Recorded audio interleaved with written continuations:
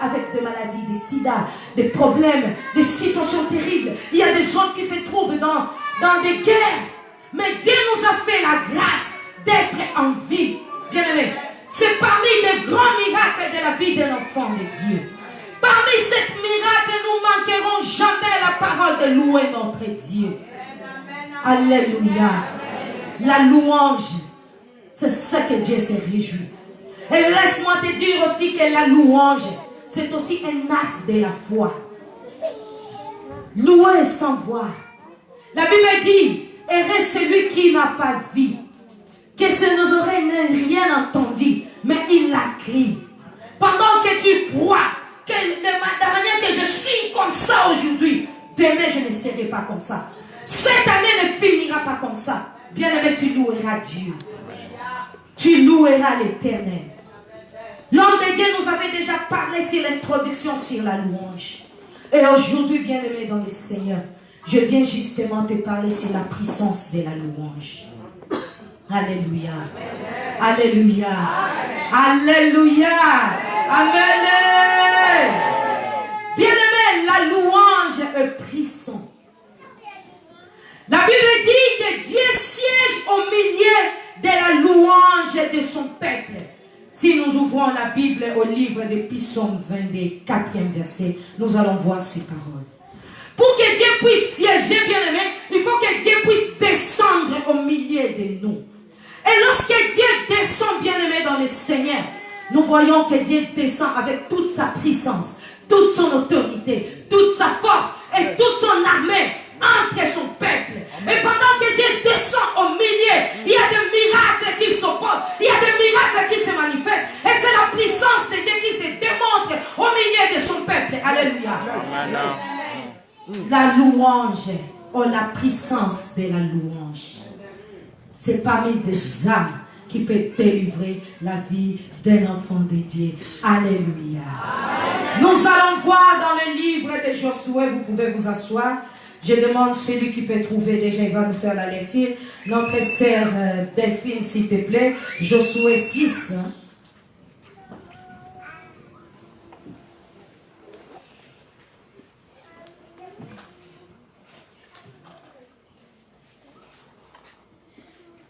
Josué 6, son premier verset, jusqu'à 7e verset, s'il vous plaît. Je lis au nom de Jésus. Amen. Amen. Josué, chapitre 6, 1 à 7. Jéricho était fermé et barricadé devant les enfants d'Israël. Personne ne sortait et personne n'entrait.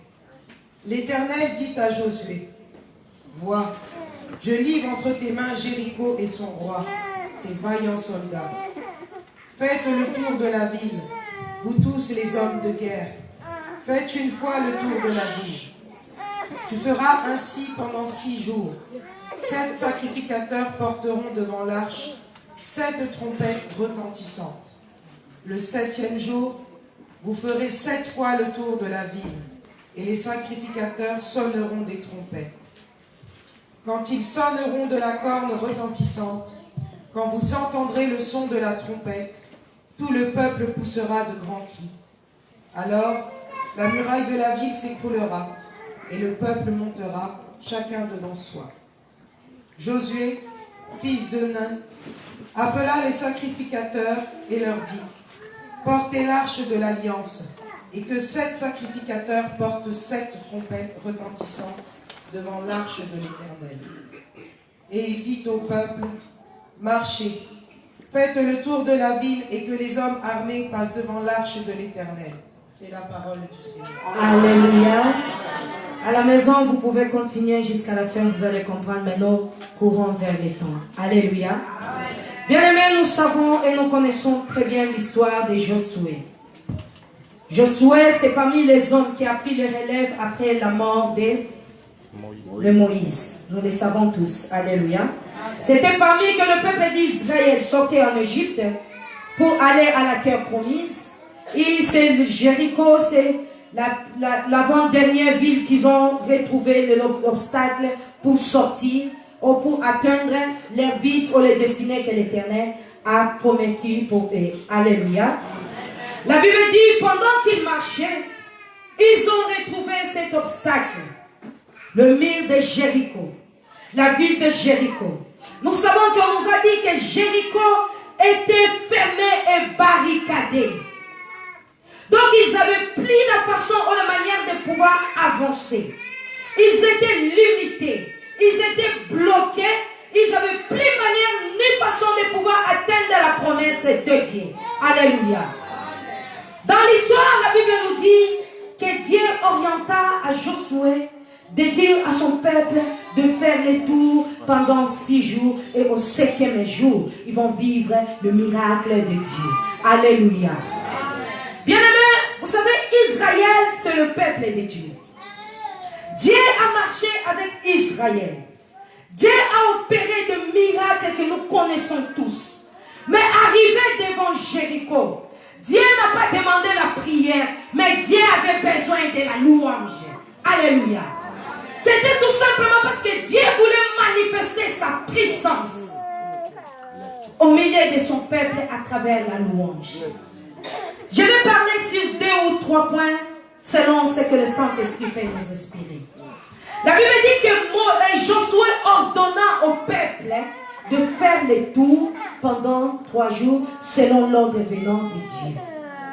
Bien-aimés, pour vivre la puissance de la louange, il faut d'abord respecter les ordonnances, les ordres de Dieu. Tu peux être une adoratrice. Tu peux aussi être une femme de louange. Mais pour vivre la puissance de la louange, il faut d'abord respecter les ordonnances de Dieu. Amen. Dieu ordonnant à Josué, et Josué a parlé au peuple, ils ont obéi selon ce que l'Éternel avait demandé. C'est déjà un bon marche. Même pour un enfant de Dieu. Pour vivre les obstacles, pour vivre la délivrance dans ta vie, il faut d'abord respecter les ordonnances de l'Éternel. Et les ordonnances de l'Éternel se trouvent dans sa parole. La Bible dit qu'au commencement, il n'y avait rien. Et il n'y avait que la parole. La parole, c'est Dieu. On a été créé par la parole. Nous vivons par la parole et la parole, c'est Dieu. Un enfant qui connaît Dieu, la première des choses, avant même de louer son Dieu, il doit d'abord respecter la parole de Dieu. Amen. Et la deuxième chose, écouter son maître. Celui que Dieu a placé devant eux. Celui que Dieu a établi pour orienter. Bien-aimé, si aujourd'hui cette fer commence à parler, cette porte sera petite pour sortir. De la manière que nous sommes là, le micro dans le vide commence à parler, tout le monde va sortir. Dieu utilise les hommes. C'est Dieu qui établit les hommes. Pour vivre le miracle dans notre vie, la première des choses, c'est respecter la parole de Dieu et écouter les ordonnances de l'homme et de Dieu. Amen. Parce que c'est parmi les hommes, c'est lui qui prend son temps à écouter Dieu pour transmettre à l'homme. Je vais ouvrir une parenthèse. Un jour, il y a eu Myriam et Aaron en train de parler un peu pour Moïse. Vous savez ce que Dieu a dit? Dieu s'approcha vers ces deux et il a dit, écoutez, chez vous, je parle par des songes, des rêves. Mais pour mon serviteur Moïse, je le parle face à face. Dieu voulait tout simplement montrer la différence entre son serviteur et ses enfants. Alléluia. Amen. Ben, nous allons passer parce que ce n'est pas ce que nous sommes en train de parler. Bien-aimés dans le Seigneur, Jéricho était barricadé. Les hommes ont obéi ce que Dieu a parlé à travers son serviteur. Et l'homme de Dieu aussi, il a obéi ce que Dieu lui a parlé. La Bible dit, chaque jour, il devait faire le tour. Pendant qu'il faisait un tour par jour, il n'y avait pas un changement. Ils ont tourné, Jéricho était là. Ils ont tourné le deuxième jour, Jéricho était là. Ils ont tourné le troisième jour, Jéricho était là. Bien-aimés, ce qui était important sur ces gens, ils avaient la persévérance. Parce qu'ils avaient la confiance de leur Dieu. Ils ont persévéré. Bien-aimé, pour être aussi un enfant qui loue l'Éternel, tu dois persévérer persévérer à louer ton Dieu. On nous a dit que la louange fait descendre Dieu. Mais bien aimé, ça ne veut pas dire que si Dieu descend, il agit tout de suite là. On nous a mal prêché. On nous a mal enseigné. Raison sur laquelle on commence maintenant à devenir des incrédits. Parce que lorsque la puissance descend, il n'y a pas de changement à l'ominati qui n'a pas demain, je viens plus. Hein. J'ai prié. Mais il n'y a pas de changement. Ces hommes, ils ont payé, mais ils ont aussi persévéré. Celui qui adore, celui qui loue Dieu, doit persévérer dans la louange. Amen. Alléluia. Bien aimé, on dit que l'absence ou le silence de Dieu, ce n'est pas son absence. Même s'il y a des choses qui sont limitées. Bien aimé, même si dans ta vie, tu vois comme si rien ne marche. Laisse-moi te dire que persévère. Tôt ou tard, Dieu finira par opérer. Il finira par changer ta vie. Alléluia.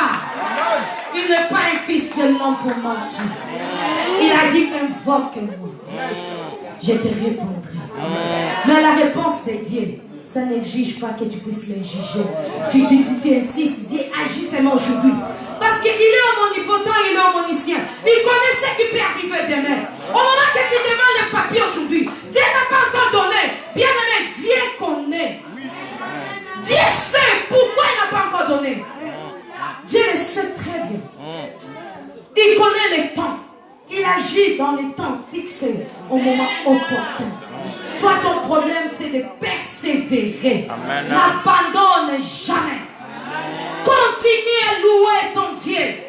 Alléluia. Si nous descendons, la Bible dit que le peuple a pris l'arche de l'alliance. Alléluia. Alléluia. Alléluia. Ils ont pris l'arche de l'alliance. Ils ont placé devant eux. Et ils ont commencé à faire le tour avec l'arche de l'alliance. Lorsque nous parlons de l'arche, nouvelle alliance est bénie. Nous avons un Père qui nous enseigne. Nous avons un Père qui a toujours besoin, qui a les soucis de nous aider de grandir. Même moi là, je n'étais pas venu comme ça. Malgré que je prêchais, ce n'était pas comme ça. J'ai reçu aussi la grâce. Nous sommes bénis. Nous connaissons l'histoire de l'arche de l'Éternel. Parce que de temps en temps, notre papa continue à nous parler, c'est ça. Ils ont placé l'arche de l'alliance. Or, lorsqu'on parle de l'arche, on voit que l'alliance que Dieu a fait avec l'homme, à travers Jésus-Christ, qu'il a accepté de donner son fils unique, qui a abandonné le ciel. Il a accepté de venir, de mourir pour nous, pour toi et moi. Excusez-moi de tutoyer. Il a vu que nous étions là dans le péché. Nos vies étaient barricadées. Il n'y avait pas moyen de s'en sortir.